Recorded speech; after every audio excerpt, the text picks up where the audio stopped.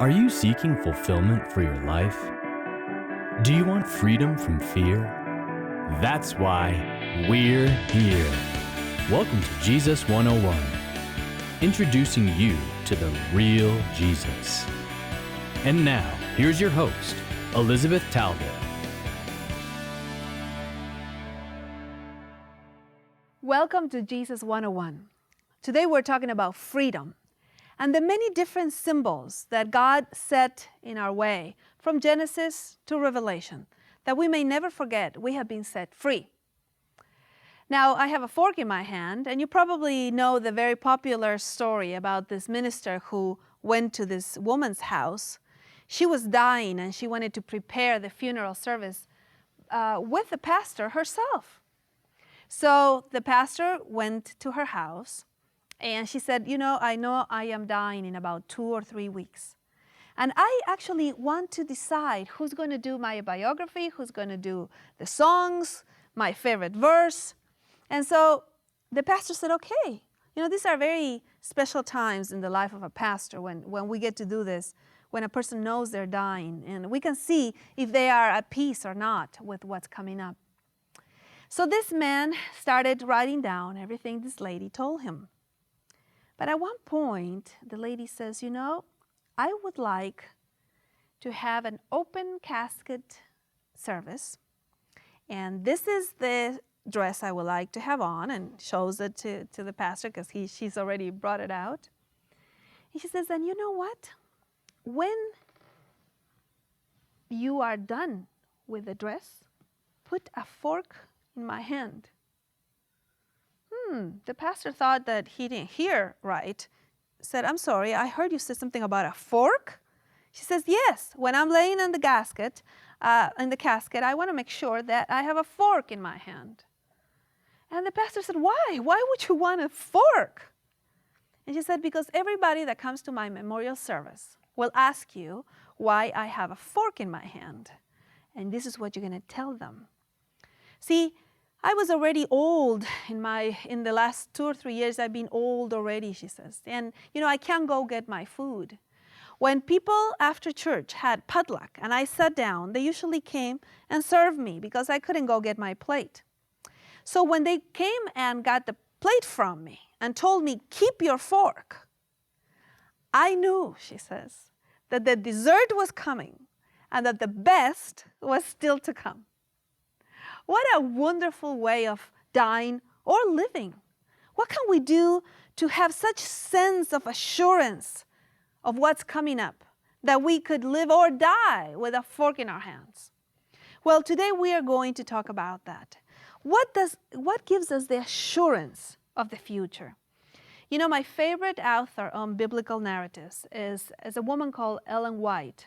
She was very instrumental in starting the denomination to which I belong, Seventh-day Adventist. And she has a phrase that many people know, and this is what she says. There's nothing to fear about the future unless we forget how God has led us in the past. Which means that somehow the assurance for the future is always found in the past. So how does this pattern work? That we look to the future and we look at the back. And we look to the back to know how to look to the future. How does that work?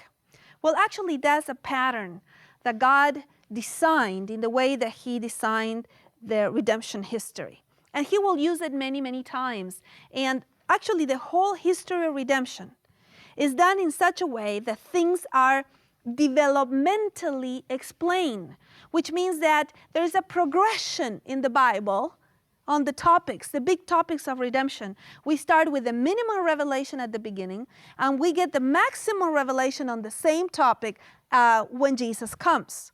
We get this topic many times in the New Testament, especially in the book of Hebrews. This is, look, God spoke. This is the way Hebrews starts. God spoke in the past to the fathers, to the prophets, in many times and in many ways. But in these last days, He has spoken to us through His Son, who is the exact representation of His glory. Which means that when you think about the topics in the Bible, don't forget that they're progressively revealed from the least understanding, very important, to the biggest understanding of the same topic. So the topic of freedom, the topic of the Exodus, the topic of the fact that God made a way where there was no way, and that you can know for sure that you've been set free, is also explained developmentally in the Bible. Really awesome. I mean, this is not the only topic. There are other topics in the Bible that are also explained like that until we realize that all topics find fulfillment at the foot of the cross. Okay? Because the whole Bible is the history of redemption. So we're going to start with a little lamb that was called the Passover lamb. On the first time that we get the explanation of Passover and freedom.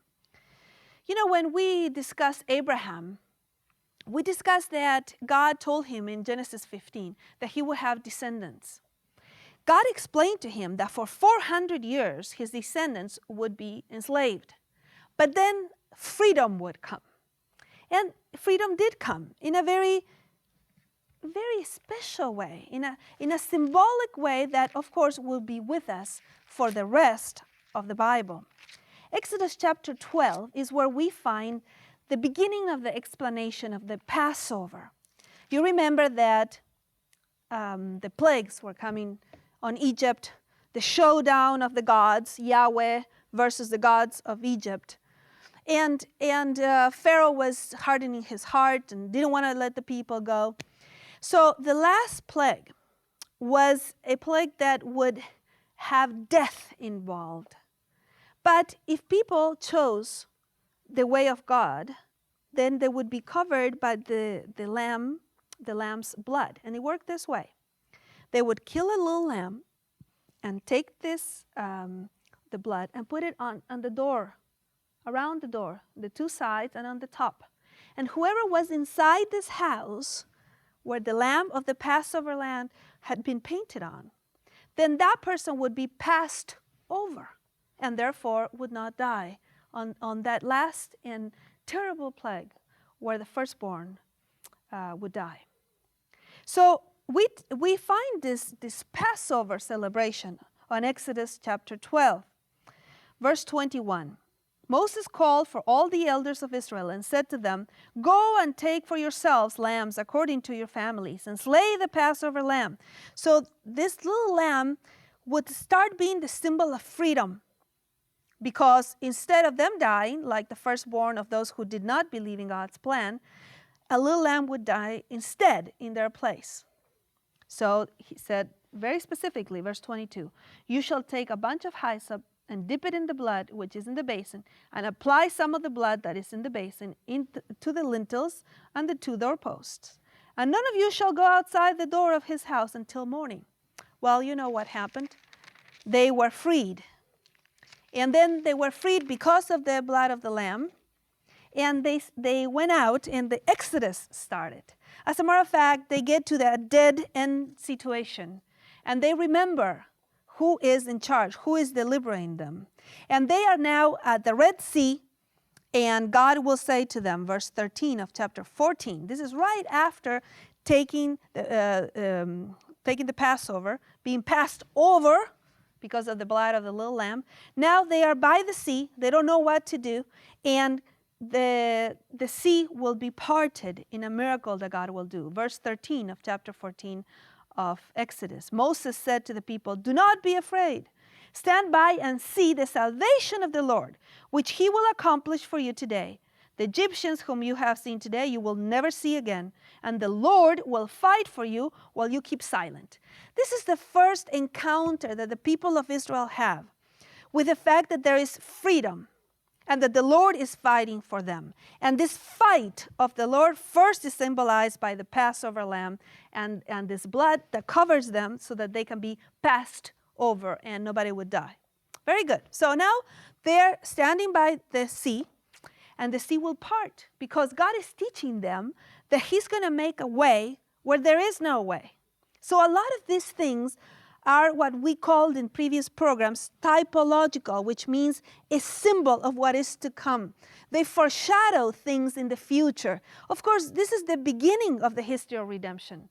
So people don't fully understand what the Passover really is. They don't fully understand, for example, all the things that God will give them in the desert. I will mention some of them in a moment, because they're just starting. Remember that the whole Bible is developmental in its revelation. Well, they are by the Red Sea. God opens the sea miraculously. And they sing a song in chapter 15 of Exodus. Can you imagine? And I love the fact that the whole nation, it's not a nation yet, but all the people start just singing when they cross over. And this song that is recorded in Exodus 15 is called the Song of Moses. And in it, they talk about the fact that the Lord is their Redeemer. The Lord is their Goel that we have discussed in a previous program. The Lord has been the one who has set them free. And I love the fact that Miriam, the prophetess, Aaron and Moses' brother, Aaron and Moses' sister, actually brought a timbrel, remember, and started dancing and singing and led all of Israel's women in this song and this dance, because everybody is just celebrating the fact that they're free. Very good. So we think that this is going to finish there, but it's not. This is the beginning of the explanation. As a matter of fact, God says every year they have to have this remembrance feast, and it will be the Passover, and they will actually celebrate it every year so that they don't forget that they are free. Many things, many feasts of remembrance God has given us.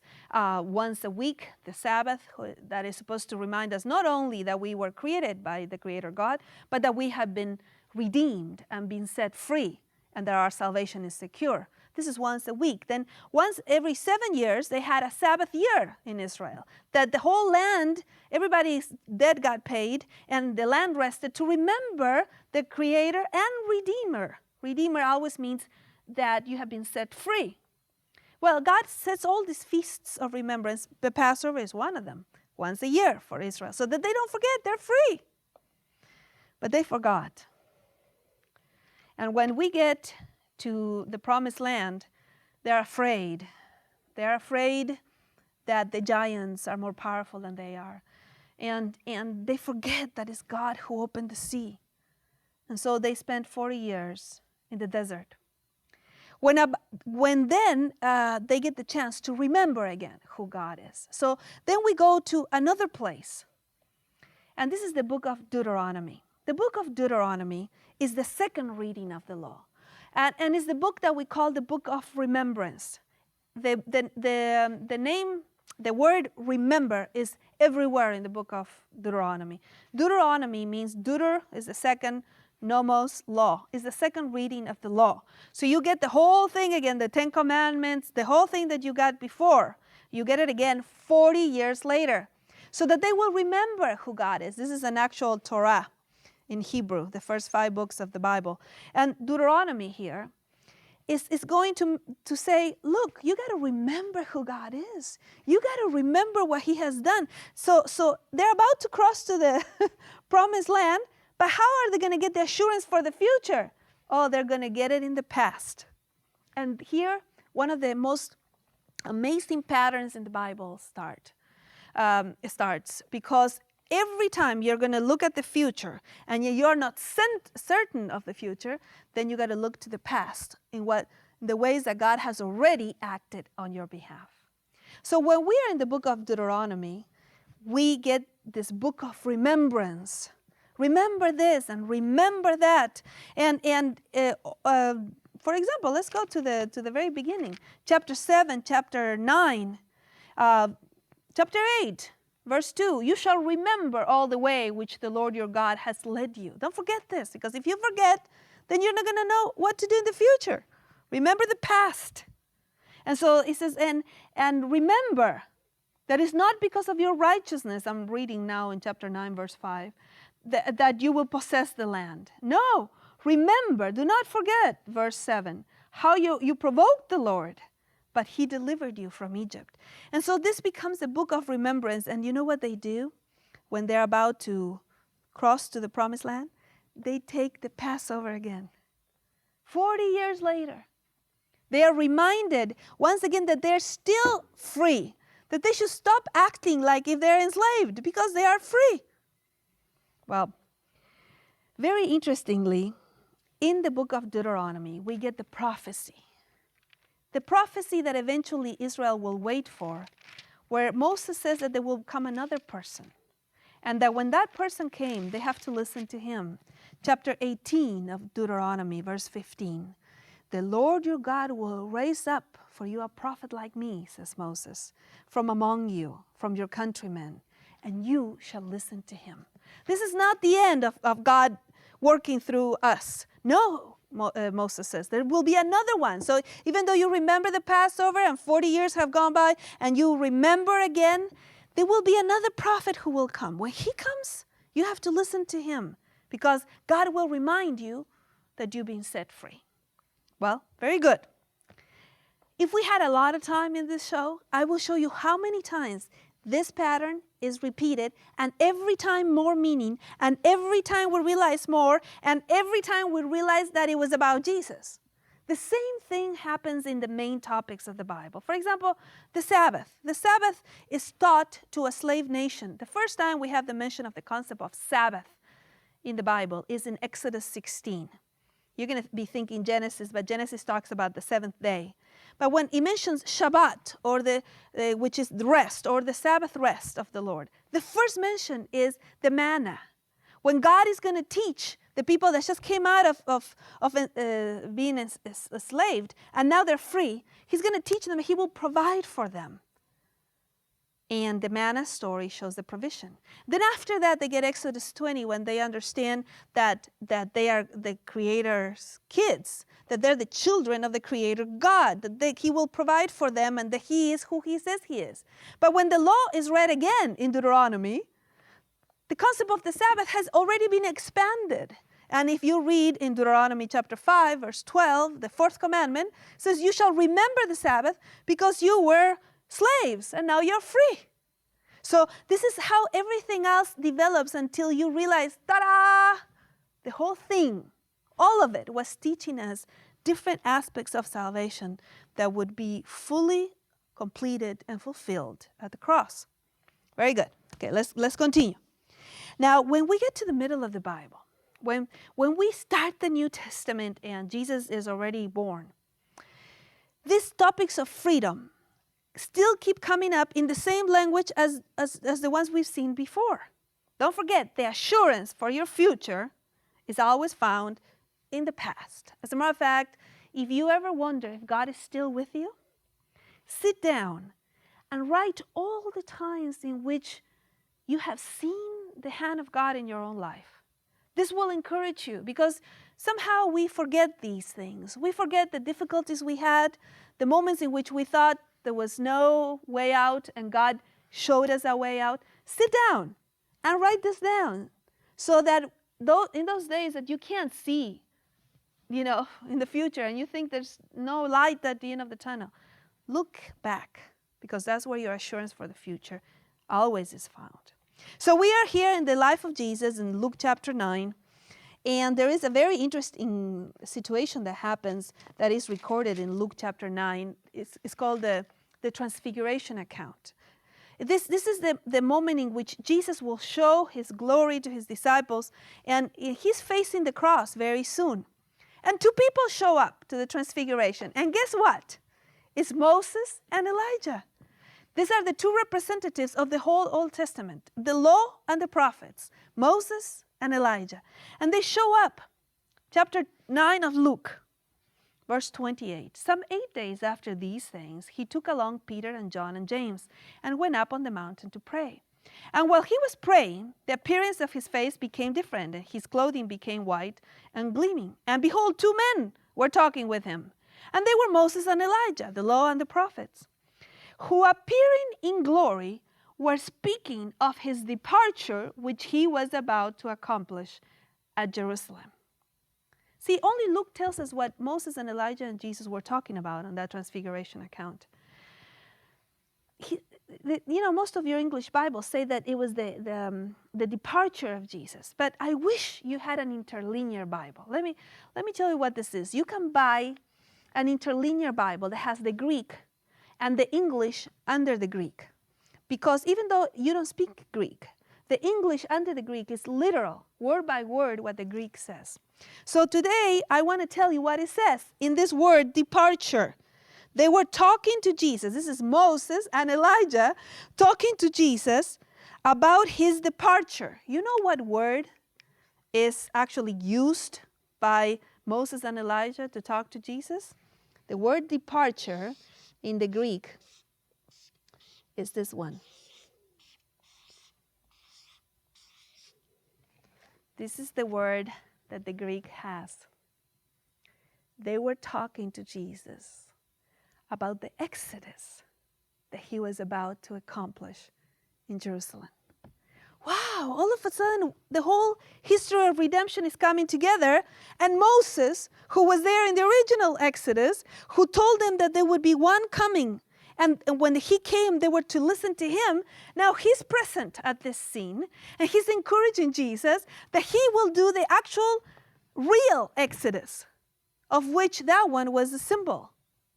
So the cross then would be the actual Exodus, the Exodus for good, the real Exodus. See, that one had been the Exodus from Egypt. This one would be the final Exodus from sin. This is when Jesus would accomplish the way out for good for the freedom of his people. I just think it's so fantastic the way that the Bible keeps using the same patterns and the same words. Unfortunately, sometimes because of translation, we miss some of these things. And when Peter sees this, he sees the law and the prophets and Jesus. I mean, it's perfect, right? It's the whole thing. He says, okay, let me build 3 tabernacles. He uses the same word that was used for the tent of the meeting in the tabernacle in the Exodus. He says, let me build 3 of them. One for the law, one for the prophets, and one for Jesus. And God interrupts Peter's thought and says, no. You don't understand. The law and the prophets are very important because they inform the cross, but they're not all at the same level. As a matter of fact, God will quote the prophecy of Moses that there was one that was supposed to come, and when he came, they should listen to him. Remember Deuteronomy 18:15? Well, God will quote that verse to Peter. Verse 35 of chapter 9 of Luke. A voice came out of the cloud saying, "This is my son, my chosen one. You should listen to him." There are many symbols throughout the Bible that teach us who God is, and they teach us valuable lessons, and they teach us the history of redemption. But don't put them all at the same level, says God, because the main representation of my glory, the exact representation of who I am, happened in the real Exodus when Christ, my son, he says, made a way where there was no way. But this is not the last time that we're going to see this topic. So we have it here 1, we have 2, we have 3, and if we had a lot more time, we would do more. But in the last book of the Bible, when we are going to heaven, the book of Revelation is the unveiling of Jesus Christ. That's why the first chapter says this is the unveiling, the revelation of Jesus Christ. It's where we see him not just as a suffering servant, as we saw him in the Gospels, but we see him as the victor, the one who's wearing the crown and who's bringing his kids home free forever. Now, the book of Revelation is the last word of the Bible that uses all the topics we have seen. As a matter of fact, we get the lamb that was slain again. We get the plagues again. We get so many things again that we had before, because the book of Revelation has 404 verses in the English language, but it has more than 500, some have counted 518 allusions to the Old Testament. So it has 400 verses and it has 500 allusions to the Old Testament, because everything you've heard before now comes to the full reality of the way that God views the whole history. The Passover lamb that was slain, the New Testament tells us that Jesus Christ is our Passover lamb. I mean, there's so many topics in the Bible that developmentally keep adding and adding and adding until God says, ta-da, we win because my son died for you and therefore you're free. That's the summary of the Bible. So these 404 verses in Revelation and these 518 allusions to the Old Testament are the last word. And so we get many of these same topics. Again, we got the Exodus at the beginning. We got the Exodus remembered in Deuteronomy so that they never forget that God set them free. We got the Exodus at the cross, that Jesus was actually accomplishing the Exodus. And we have the Exodus again in the book of Revelation. If you come with me to the book of Revelation, chapter 15, once again, the people of God are standing by the sea. And they're singing again. Remember Exodus 15? Now we are singing in Revelation 15. Chapter 15, verse 2 of Revelation. And I saw something like a sea of glass mixed with fire. And those who had been victorious over the beast and his image and the number of his name, standing on the sea of glass, holding harps of God. And they sang the song of Moses. Remember the song of Moses in Exodus 15? Well, now we get the full picture. They sang the song of Moses, the bondservant of God, and the song of the Lamb.